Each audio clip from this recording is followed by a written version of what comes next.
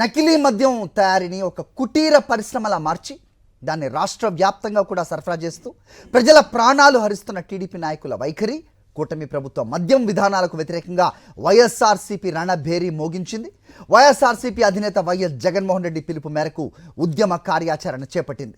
ఇవాళ రాష్ట్ర వ్యాప్తంగా అన్ని నియోజకవర్గ కేంద్రాల్లో భారీ ఎత్తున వైఎస్ఆర్సీపీ నిరసన ర్యాలీలు నిర్వహించనుంది. ఎక్సైజ్ శాఖ కార్యాలయాల ఎదుట నిరసన కార్యక్రమాలు, ధర్నాల అనంతరం ప్రొవిషన్ అండ్ ఎక్సైజ్ అధికారులకు వైఎస్ఆర్సీపీ నాయకులు డిమాండ్ పత్రాలు అందించనున్నారు.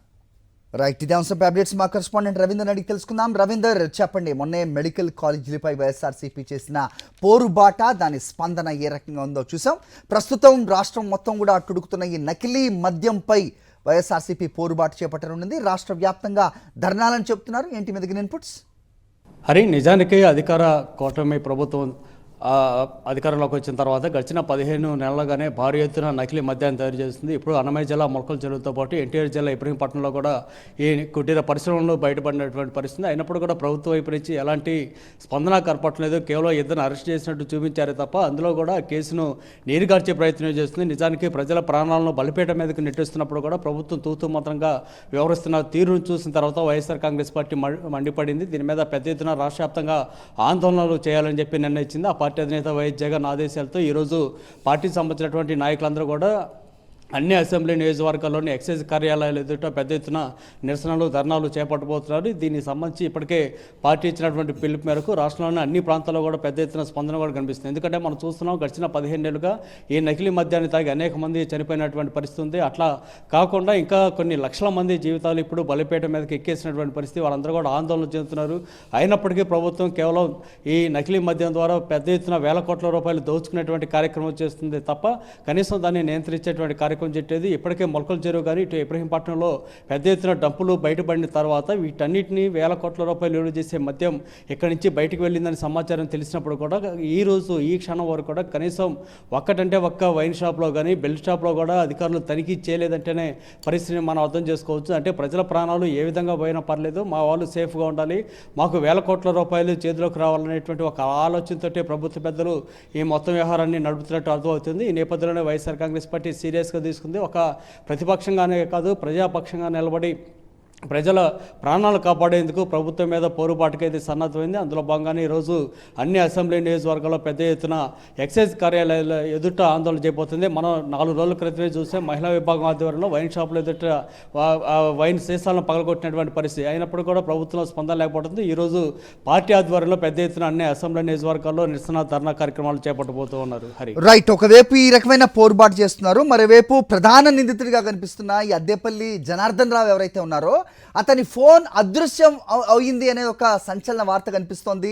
సో దాంట్లో ఎవరెవరు పెద్దలకి ఏ లింకులు ఉన్నాయో బహిర్గతం అవుతుంది. డైరెక్ట్గా ఎవరికి ముడుపులు వెళ్ళాయి, కోట్లాది రూపాయలు అనేది కూడా దాంట్లో నిక్షిప్తం ఉంటుంది. కాబట్టి ఆ ఫోన్ని కావాలనే పోగొట్టారు అనేది ప్రధానంగా వినిపిస్తోంది.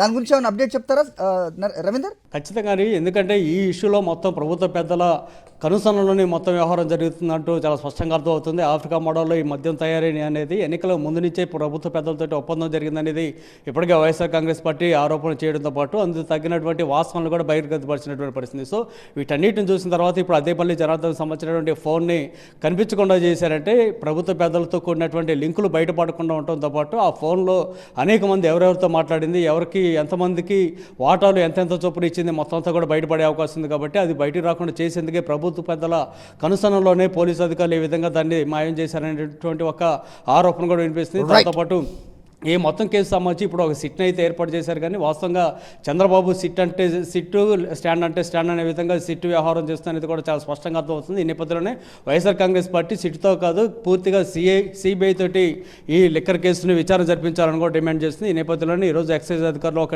వినతిపత్రాన్ని కూడా ఇవ్వబోతూ ఉన్నారు. హరి, నకిలీ లిక్కర్తో ఏపీ ప్రజలు బెంబేలెత్తిపోతుంటే ఇప్పుడు బియర్లు కూడా కల్తీ చేస్తున్నారు కల్తీగాళ్ళు. కృష్ణా జిల్లా కేసరపల్లిలో నకిలీ బీర్ యువకులను ఆశ్చర్యానికి గురి చేసింది. ఓ వైన్ షాప్లో 3 బీర్లు కొనుగోలు చేసిన యువకులకు అందులో ఒక బీర్ నకిలీది వచ్చిందని యువకులు ఆరోపిస్తున్నారు. వైన్ షాప్లోనే గ్లాస్లో పోయించి సేల్స్మెన్ నిలదీశారు. కల్తీ బీర్లు అమ్మి తమ ప్రాణాలు తీస్తారంటూ వైన్ షాప్ సేల్స్ మెన్ ప్రశ్నించారు ఆ యువకులు. దీంతో ఆ సేల్స్ మెన్ మద్యం డిపోల నుంచి వచ్చిన మద్యం అమ్మడం వరకు మాత్రమే తమ పని అంటూ నిర్లక్ష్యంగా సమాధానం ఇచ్చారు. వైన్ షాప్ వద్ద జరిగిన సంభాషణ అంతా కూడా వీడియో తీసిన యువకులు సోషల్ మీడియాలో పోస్ట్ చేశారు. ఏపీలో కల్తీ మద్యం వెచ్చలవిడిగా వైన్ షాపుల్లో అమ్ముడవుతోందని, ప్రజల ప్రాణాలకు రక్షణ లేదని యువకులు చెప్తున్నారు. లిక్కర్ అలాగే బీర్లు తాగేవారు 1కి 2 సార్లు పరీక్షించుకోవాలన్నారు. కృష్ణా జిల్లా కేసరపల్లిలో జరిగిన ఈ ఘటన ప్రస్తుతం సోషల్ మీడియాలో వైరల్గా మారింది.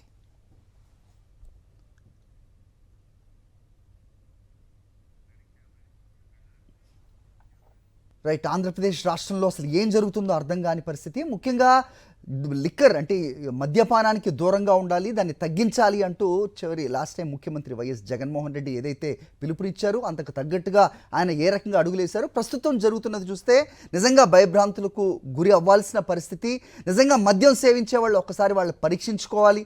వాళ్ళు ఏం తాగుతున్నారు, ఏం తాగారు అనేది ఖచ్చితంగా పరీక్షించుకోవాల్సిన అవసరం ఉంది. నిజంగా ఏ ప్రమాదం లేదంటే ఓకే, కానీ ఏదన్నా జరుగుతున్న ఈ నకిలీ మద్యం సరఫరా వైన్ షాపుల్లో, బార్లలో, బెల్ట్ షాపుల్లో ఎక్కడ పడితే అక్కడ విచ్చలవిడిగా దొరుకుతున్నందున మరి మీ ఆరోగ్య దృష్ట్యా మీరు ఏం తాగారు, మీ ఆరోగ్యం ఎలా ఉంది, మీ లివర్ పరిస్థితి ఏంటో అనేది ఒక్కసారి పరీక్షించుకోండి.